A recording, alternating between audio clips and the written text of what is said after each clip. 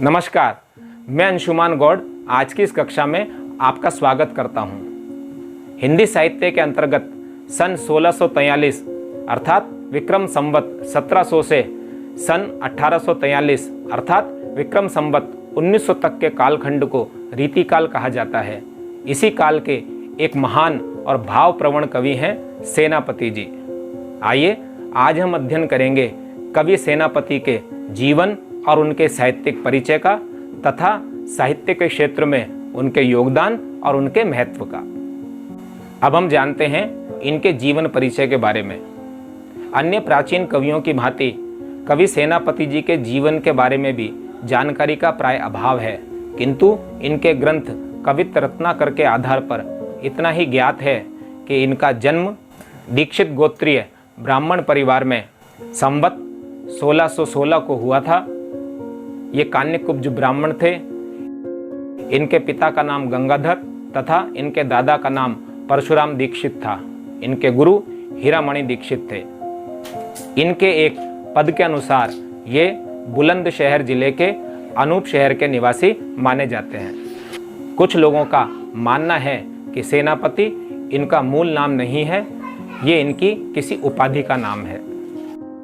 इनके परिचय संबंधी एक कवित्त इनके ग्रंथ कवित्त रत्नाकर में मिलता है, जो कि इस प्रकार है। दीक्षित परशुराम दादो है विदित नाम, जिन किए यज्ञ जाकी जग में बड़ाई है।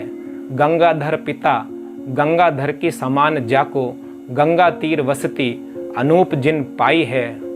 महाजानी मणि विद्यादान हूँ को चिंता मणि, हीरामणि दीक्षित ते पाई पंडिताई है। सेनापति सोई सीतापति की प्रसाद जाकी, सब कवि कान दे सुनत कविताई है। अब जानते हैं इनके व्यक्तित्व के बारे में।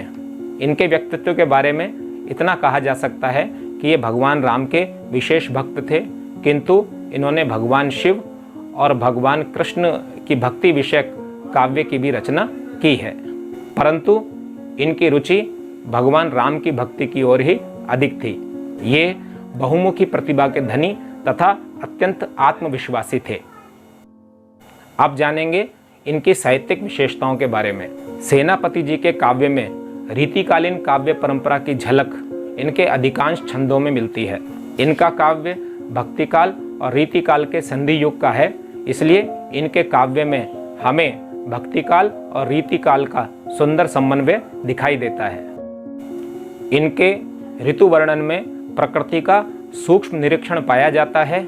इनका ऋतु वर्णन हिंदी साहित्य में बेजोड़ माना जाता है। चमत्कार प्रियता और नायिका भेद के उदाहरण भी इनकी रचनाओं में मिलते हैं। भाव तथा कल्पना चमत्कार के साथ साथ वास्तविकता का चित्रण भी इनके काव्य की एक विशेषता है। सबसे प्रधान तत्व इनकी भाषा का है, जिसमें शब्दावली भावोपयुक्त, गतिमय तथा अर्थ गांभीर्य से युक्त है। सेनापति ब्रज भाषा के कवि हैं। सेनापति जी ने अलंकार संप्रदाय का अनुसरण किया है। इनके काव्य में अलंकार और रस ध्वनि के उदाहरण एक से बढ़कर एक मिलते हैं। श्लेष अलंकार के प्रयोग में वे सिद्ध हस्त हैं। अब जानेंगे इनकी रचनाओं के बारे में।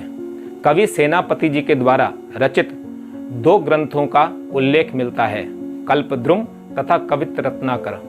कल्पद्रुम ग्रंथ अभी अप्राप्य है, इसलिए अभी तक इनकी एक ही रचना मानी जाती है, कवित्त रत्नाकर। कवित्त रत्नाकर संवत 1706 में लिखा गया एक प्रौढ़ काव्य है। यह 5 तरंगों में विभाजित है।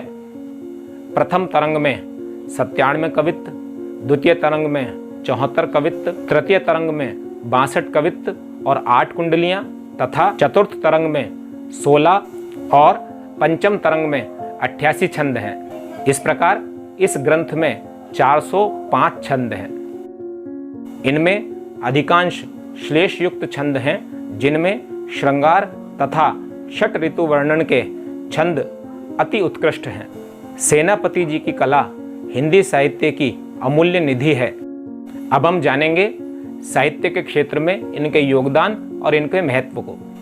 कवि सेनापति जी का काव्य हिंदी साहित्य की अमूल्य निधि है, जिसमें रीतिकालीन काव्य परंपरा की अद्भुत झलक दिखाई देती है।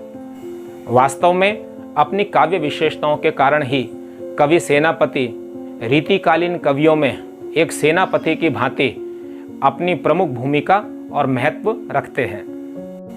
आज हमने रीतिकाल के एक प्रमुख और महान कवि सेनापति जी के जीवन और उनकी साहित्यिक विशेषताओं का तथा साहित्य के क्षेत्र में उनके योगदान और महत्व का अध्ययन किया। मुझे पूर्ण विश्वास है कि यह आपके लिए अत्यंत उपयोगी रहेगा। धन्यवाद।